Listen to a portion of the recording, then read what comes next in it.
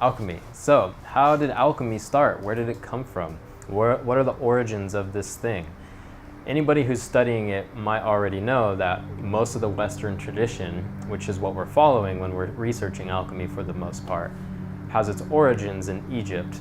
And we know that because all the other alchemists throughout time tell us that our art comes from Egypt. And it's also prevalent in the name. We can see it in the name alchemy because we have al, which is an Arabic prefix which means the, but then chemia, or what was derived from the word chem, which is the ancient name for the land of Egypt.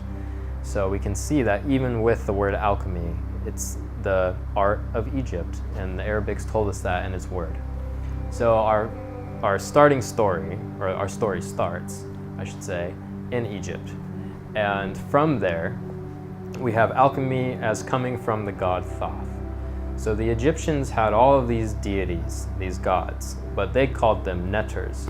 And netters were they were nature spirits. So they were archetypes of nature. They were forces of nature. So naturally these things just exist, these deities or these archetypes, these patterns. And this particular pattern, the archetype of Thoth, or the nature spirit or deity that was embodied as Thoth, he was the father or the founder of alchemy. He gave to man all kinds of arts and sciences like writing and music and geometry, different kinds of mathematics. So he is the forefather of alchemy, and our story really starts with him. From there, in that time in Egypt, we also have the Greeks coming down through the Mediterranean Sea, and they're mingling with the Egyptians. They're sharing information. They're learning from each other. And they all kind of believe in this polytheistic deity concept where there's multiple gods that rule over the forces of nature and make things be what they are and function the way they are. So in the Greek tradition, their version of Thoth was known as Hermes. So Hermes was also said to be the founder or the father of alchemy. And many texts have been attributed to Hermes throughout time. And they have all come together to make what is called the Corpus Hermeticum, which is a key foundational book in the study of alchemy, and was passed around all through the ancient ages, kind of as like their version of a Bible, I suppose. It's like a religious text that teaches them the rules and the laws of the universe. So from the Greek tradition, we have Hermes being the father of alchemy. And this is also why today we can hear of alchemy as referred to as the Hermetic art. So the Hermetic art were the arts of Hermes, or you also will hear him referred to as Hermes Trismegistus, Hermes the 3 times great. So the Hermetic art, Thoth, alchemy, all of these things have their origins in that ancient place in Egypt. And it's been passed down throughout time from the Egyptians to the Greeks, from the Greeks into the Arab-speaking countries, the Persian empires, and then eventually over into the European countries. And during the Renaissance, we see a lot of activity with alchemy. From here, though, if we want to understand what it is that alchemy is, we have to know, what did the founding fathers believe it to be? How did they describe their art and their practice? So we can go and we can look at that text that starts off this journey in alchemy. And if studying alchemy, you'll run into it. It's known as the Emerald Tablet, and it's attributed to Hermes, or some people also attribute it to Thoth, since they are the same deity. So the Emerald Tablet of Hermes is said to hold the entirety of the philosophy and practice of alchemy, and that if you understand this text, you can decode all the secrets of nature and really start to engage in the alchemical art. So if we look into the Emerald Tablet, we can now understand how it is that this founding father, Hermes or Thoth, believed his art to be. So I would like to ask that guy. And first I'm going to do that by reading this text. Looking at the Emerald Tablet, and it's a short text, it has several paragraphs in it, but I'm just going to focus on the first top paragraph, which goes on to say that that which is above corresponds to that which is below, and that which is below corresponds to that which is above, and the accomplishment of the miracle of the one thing. So that's kind of the first opening lines of the Emerald Tablet. And surprisingly, within that little paragraph, we have the entirety of the alchemical art defined perfectly for us. It just might not be totally clear at the moment. So to understand what he's talking about, we need to know what did this person, or what did these alchemists believe and understand the above and the below to be. How are they related? How are they corresponding? And how is the two of them together creating this accomplishment, which is this one thing? So by exploring the above and below, we can start to pull apart and dissect this small paragraph in this definition for what it is that alchemy is, according to the traditional alchemical philosophies. So the above in the ancient world was known to many religions and spiritual practices as the heavens. It was the sky. It was the vaulted ceiling that contained the sun and the moon and the stars and the planets. It was an infinite landscape. And heaven, of course, is the abode of God, this invisible creator that we cannot really see, feel, touch, hear, but we know he's there and we see his presence in all things. So it's the abode of God. It's the eternal, infinite scape that God resides in, and from where he projects his creations. So it's an invisible place. It's a place that exists inside. According to Jesus, he says the kingdom of heaven is within you. So it's the inside as well. So the above is the heavens, it is the sky, it is the cosmos and that infinite expression of the universe, and it is the internal landscape of the soul, where we find the creator. So that's how they viewed the above. In contrast, the below is the earth. It is here. It is this physical manifestation. It is the land of mortals. It is the place where God places his creations. It's physical form and matter. It's the density. So these two things, according to the Emerald Tablet, correspond. And correspond comes to us from a Latin word, two words together, cor and respond. I'm paraphrasing here because they pronounced it differently. But to correspond with something means to be in union with it, to come together again and pledge that unity. So really, a union means that two perceived separate things are actually one thing. They are united. They are together. They are one. So the Emerald Tablet is telling us that the above and the below, they correspond. They're really the same thing, just maybe perceived as different. And together, these two perceived things, they accomplish the one thing. So what is that one thing? How do we finish this off? How do we understand what Hermes or Thoth is trying to tell us about what alchemy is? So to understand the one thing, we also have to delve into alchemical theory and principle. And alchemists believe that all things were created from one thing by one thing. And they called that thing the prima materia, the first matter. It was the source of everything, the source of life. And everybody in their alchemical practices were searching for this prima materia. So the one thing is the prima materia, but that one thing was believed to express itself as three things.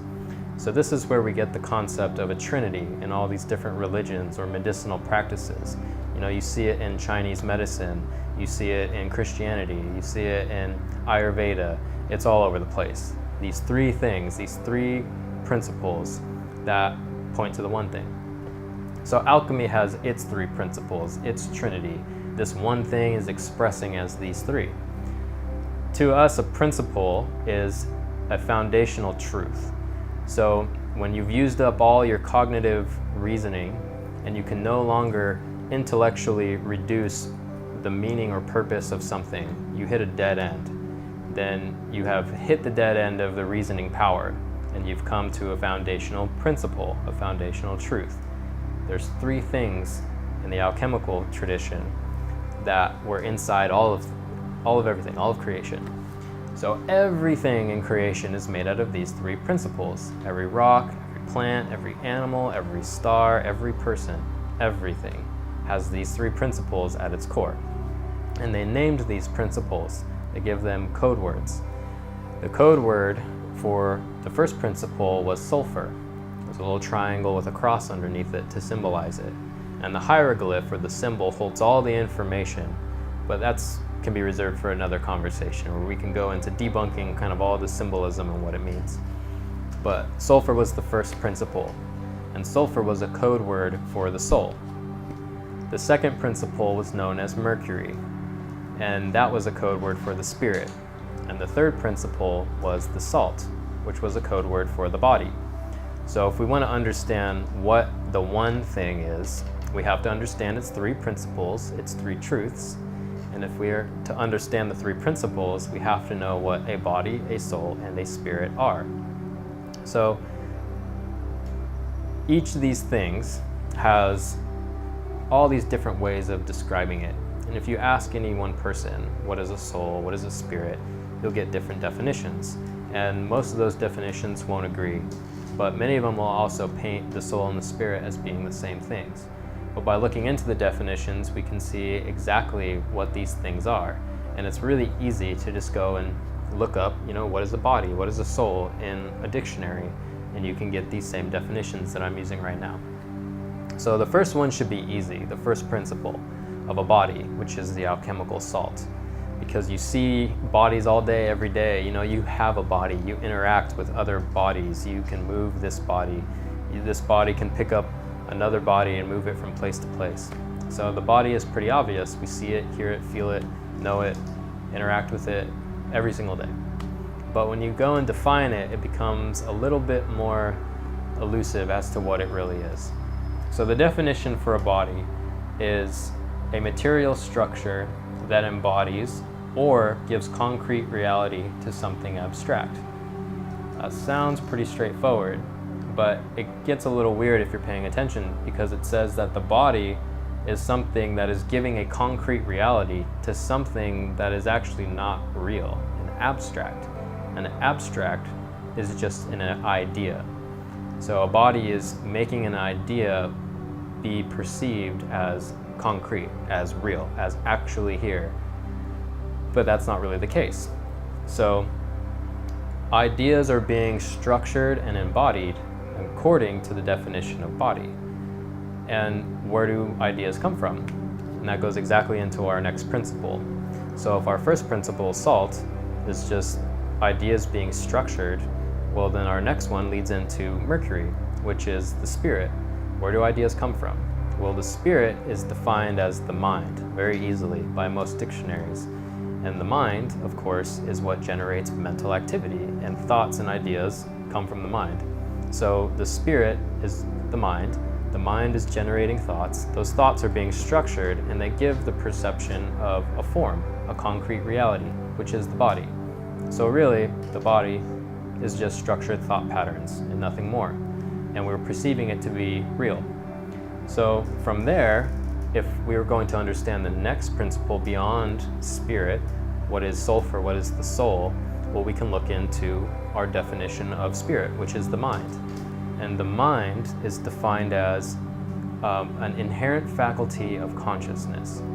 So that points to the final principle. The mind is an inherent power or faculty of consciousness. So consciousness inherently has the power to think. Thinking can be structured, and those thoughts can be embodied to give the concrete reality or appearance to an idea. So soul or sulfur becomes consciousness. Spirit, mercury, the mind, is our second principle. And then the third principle, salt, or the body, is just structured thought forms. So when we look at all three of these principles, and we go back to our first one, the soul, consciousness, if you go and you define the word soul, soul is defined as the actuating cause.